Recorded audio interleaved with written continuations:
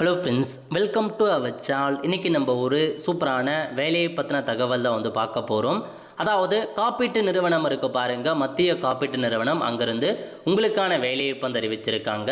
இப்போ அந்த வேலைக்கு யார் யாரெல்லாம் அப்ளை பண்ணலாம், இதுக்கு தேவையான எலிஜிபிலிட்டி என்ன, இதை பற்றின மொத்த இன்ஃபர்மேஷன் தான் இந்த பார்க்க போகிறோம்.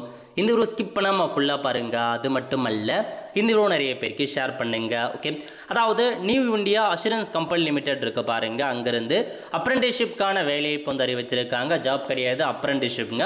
மொத்தமாக 550 வேக்கன்சியை கொடுத்துருக்காங்க. 23/6/2026 6/7/2026 வரைக்கும் அப்ளை பண்ணிக்கலாம். எக்ஸாம் பொறுத்த வரைக்கும் 12/7/2026 அன்னைக்கு எக்ஸாம் இருக்க போது.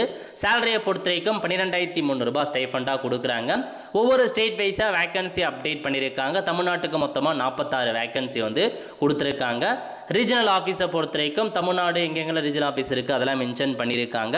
செக் பண்ணி பார்த்துக்கோங்க. எலிஜிபிலிட்டி இந்தியாவில் இருக்க எல்லாருமே இந்த வேலைக்கு நீங்கள் அப்ளை பண்ணலாங்க. இதுக்கு முன்னாடி அப்ரெண்டிஸ்ஷிப் முடிச்சிருக்கக்கூடாது, பண்ணிட்டு இருக்கக்கூடாது அப்படின்னு சொல்லிட்டாங்க. ஏஜ் லிமிட்டை பொறுத்த வரைக்கும் 21 வயசுலேருந்து 30 வயசுக்குள்ளே இருக்கவங்க அப்ளை பண்ணிக்கலாம். ஏஜ் ரிலாக்ஸேஷன் SC/ST 5 வருஷம் எக்ஸ்ட்ராவாக அப்ளை பண்ணிக்கோங்க. OBC 3 வருஷம் எக்ஸ்ட்ராவாக அப்ளை பண்ணிக்கலாங்க. ஸோ அடுத்த கட்டமாக எப்படி அப்ளை பண்ணுறது அதுக்கான இன்ஸ்ட்ரக்ஷன்ஸ் கொடுத்துருக்காங்க. ஃபீஸ் பொறுத்த வரைக்கும் ஜென்ரல் OBC மேலுக்கு 944 ரூபா பே பண்ணணும், ஃபீமேலுக்கு 708 ரூபா, SC/STக்கு 236 ரூபா பே பண்ணுற மாதிரி இருக்கும். Selection process online return examination வைக்கிறாங்க. அதுக்கான சிலபஸ் எல்லாமே கொடுத்துருக்காங்க.